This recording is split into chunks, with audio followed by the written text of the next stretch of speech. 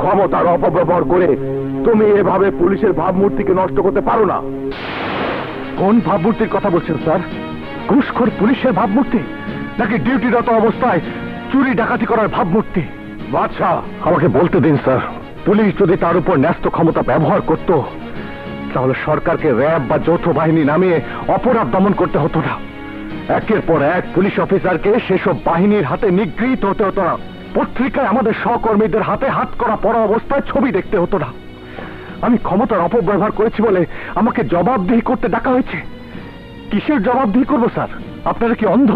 TV দেখেন না? প্রত্যেকটা চ্যানেলের খবরে দেখিয়েছে। দেখুন স্যার,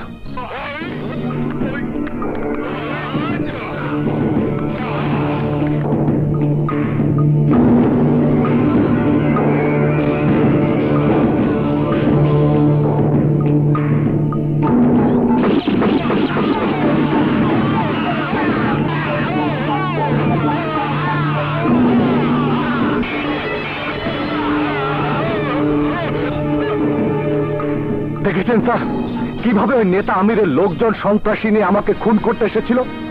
আমি যদি গুলি না করতাম তাহলে কি ওরা আমাকে খুন করতো না? আমার লাশের রক্তাক্ত ছবি আজ পত্রিকার পাতায় হেডলাইন নিউজ হতো না? সরি স্যার, আমি মরে গিয়ে পত্রিকার হেডলাইন হতে চাই না। আমি পত্রিকার হেডলাইন হতে চাই জাতীয় বীর হয়ে, যে সমাজের বুক থেকে মুছে দিয়েছে ৬ জন সন্ত্রাসীর নাম। আমি চাই আমার নাম শুনে সন্ত্রাসীর আতঙ্কিত হোক। অপরাধ করার আগে একবার ভেবে নিচ্ছে, সবাই তাদেরকে ভয় পেলেও এই বাদশা তাদেরকে ভয় পায় না। বাদশা ঠিকই বলেছে স্যার। যদি আক্রান্ত হবার পরও আমরা আত্মরক্ষার্থে গুলি করতে না পারি তাহলে কোমরে অস্ত্র রাখার মানে কি? এর জন্য যদি আজ বাদশাকে শাস্তি পেতে হয় তাহলে না, না, বাদশাকে শাস্তি পেতে হবে না। Badshah, I am proud of you. আরো আগে আমি টিভি নিউজ দেখিনি বলে আমি বুঝতে পারিনি। তুমি ঠিক কাজটিই করেছো। যদি তোমার নামে কোনো মামলা হয় পুলিশ ডিপার্টমেন্টের পক্ষ হয়ে আমি তোমার পক্ষে সাক্ষী দেব। So don't worry. Thank you sir. ভাইজান, পুলিশ অফিসার বাদশার ব্যাপার আমার খুব একটা ভালো লাগতেছে না। আমাকে ৬ জন লোক মাইরা হজম করে ফেলাইলো। ওস্তাদ, প্রশাসনে তার বিরুদ্ধে কোনো অ্যাকশন নিতে পারলো না। আমার কিন্তু খুব ভয় করতেছে। দান ভাই, আজ ঠিকই কইতে আছে, আমি কোনো পথ দেখতে আছি না। সামনে দেই দু অন্ধকার। মার্ডার কেসের আসামি হইয়া না জানি লইতে মাসে না লটকাইয়া থাই। রাস্তার ফকির থেকে কমিশনার, তারপর এমপি, তারপর মন্ত্রী হওয়ার আগ পর্যন্ত আইনের হাত করা নিয়া কোন মাইকা লাল আমার বাড়ি পর্যন্ত পৌঁছাইতে পারবো না। কসাইয়া, তুই নাকে তেল দিয়া ঘুমায়া থাক। অফিসার বাদশা তোর স্পর্শ করা তো দূরে থাক, তোর ছবিও তুলতে পারবো না। এইটা আমার ওয়াদা। কসাইয়া? স্যার, এ তো কসাইয়ার ছবি। মিস্টার মিলন, 24 ঘন্টার মধ্যে আমি কসাইয়ের সন্ধান চাই। যেভাবে পারেন, যেখান থেকে পারেন, কসাইয়ের সন্ধান খুঁজে বের করুন। আপনি কোনো চিন্তা করবেন না স্যার, আমি জীবন দিয়ে হলেও আপনার আদেশ পালন করবই। স্যার, মিলন স্যারের উপর দায়িত্ব দিয়ে কোনো লাভ নাই, কারণ উনি আজ পর্যন্ত সঠিকভাবে কোনো দায়িত্বই পালন করেননি। তাই কসাইয়াকে খুঁজে বের করতে হলে এই মুহূর্তে আপনার প্রয়োজন মামুন স্যারের। মামুন? Yes sir. এই এলাকার আন্ডারওয়ার্ল্ডের সমস্ত গোপন আস্তানা আর ক্রিমিনালদের খবর যা নখদর্পণে।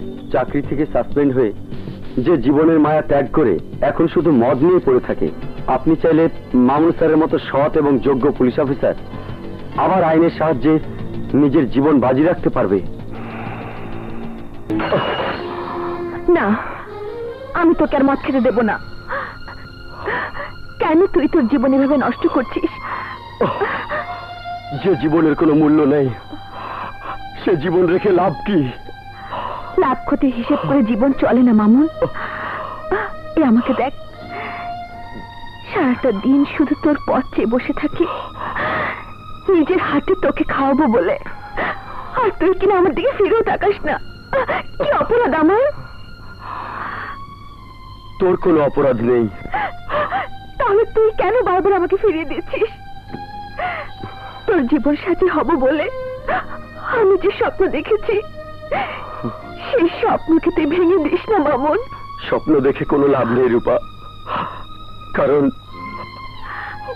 আমার এই দেহে কোনো প্রাণ নেই। না মামুন না, ও কথা বলিস না। আমি আমার সবটুকু প্রেম ভালোবাসা দিয়ে তোর বুকে প্রাণের সঞ্চার করব। আমার প্রেম দিয়ে তোর বুকে ভালোবাসার ফুল ফোটাবো, তোকে নিয়ে নতুন জীবন গড়ব। না রূপা না, তুই আমাকে ভুলে যা রূপা, তুই আমাকে ভুলে যা। তুই আমাকে যতই অবহেলা করিস না কেন, আমার দেহে প্রাণ থাকতে আমি তোর পিছু কোনোদিন ছাড়বো না। নয় এমন হইতেছে কোন এলাকা থেকে আইছেন?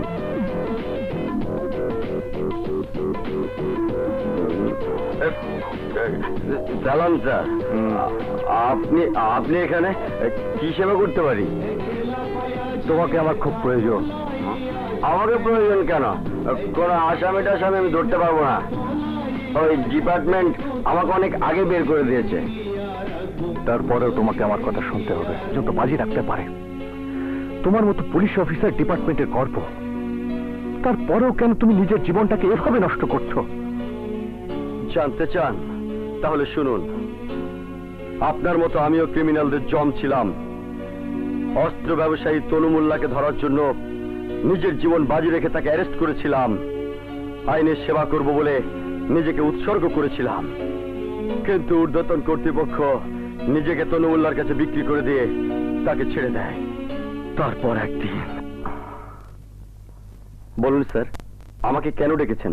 হ্যাঁ মামুন, আমি তোমাকে একটা কথা বলতে চাই। তোমার বয়স কম, এখন বিয়ে করনি, সামনে তোমার অনেক সময় পড়ে আছে। আমি বলি কি, তনু মোল্লার সাথে তুমি একটা সমঝোতা করে ফেলো।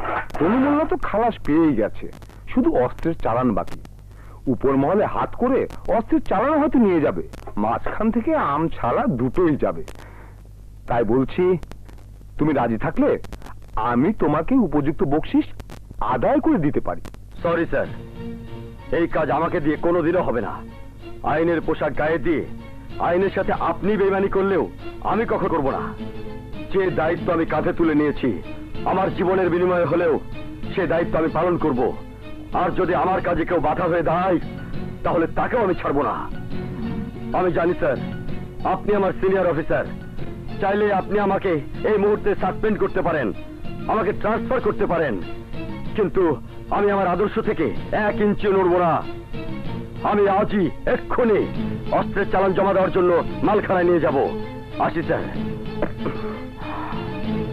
পুলিশ অফিসার মামুন আমার হাতে হাত করা পরিয়ে থানা পর্যন্ত নিয়ে গেছে, আমি ওকে কবর পর্যন্ত পৌঁছাতে চাই। কিন্তু বস, তার আগে ওই হালার কাছ থেকে আমাকে অস্ত্রের চালানটা উদ্ধার করতে হইব। থানার ওসিও অস্ত্রের চালান ছাড়া সাহস করতেছে না। বাট যে কোনো মূল্যে অস্ত্রের চালান আমার চাই।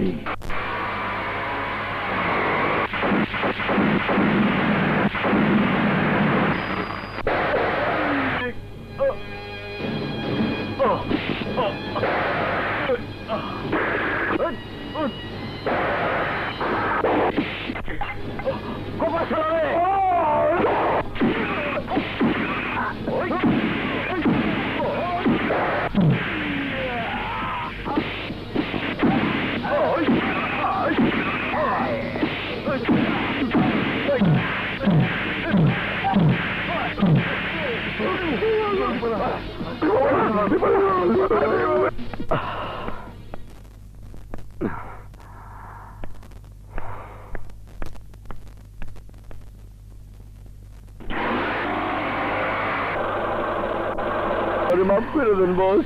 ইচ্ছে করছে আমি নিজে তোদের গুলি করি। বস, আমরা চেষ্টা করছি বস। না, তোদের পরাজয় আমি মেনে নিতে পারছি না।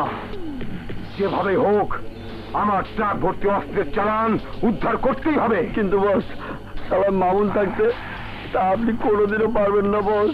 শালা যেমন ঘাটতারা, তেমনি সৎ আর সাহসী পুলিশ অফিসার। তা আমি জানি, তাই ওকে আমি এমন সাইজ করবো যে সারা ভবিষ্যতে যেন আমার মালের দিকে হাত বাড়াতে সাহস না পায়।